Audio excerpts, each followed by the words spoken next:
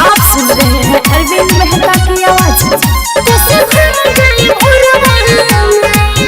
जाके उखिया लिया दाए राजा, जाके उखिया लिया दाए राजा, खुशी भर जाई भोरवा में।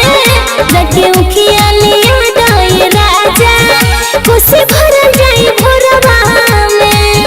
कोहरू के घरवा से लइहा ढकना धके झुरवा में। मर करी के अंजुरवा में खुशी भरल जाई भोरवा में। मर करी के अंजुरवा में खुशी भरल जाई भोरवा में।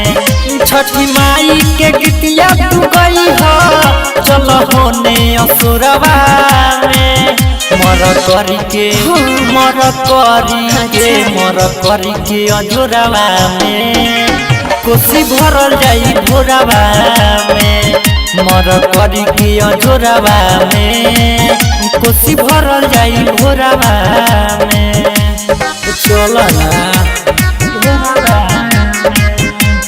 आरके रिकॉर्डिंग स्टूडियो कोटवा। खुशी भर जाई भोरवा में।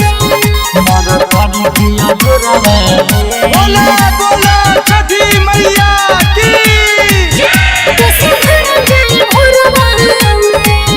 दौरा में सब सामान सरियाई दिहन, घिउआ के दियनवा जराई दिहन। पूजा तोहरे में करो न कमी, फिर ये नजर छठी माई बनू मामी।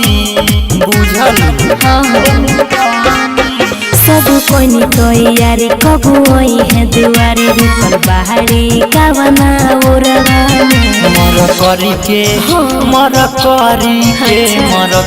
के अंजुरवा में खुशी भरल जाई भोरवा में। मर करी के अंजुरवा में खुशी भरल जाई भोरवा में।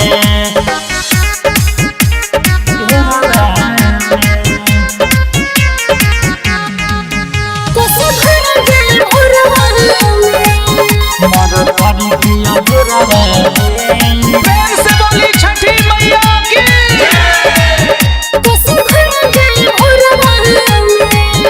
कल सुपवाले आदिए सैया घरे आई है अपना छठी मैया। दिनस पे दर्दी अरविंद गीत गईले खुशी ही खुशी मन में बछैले।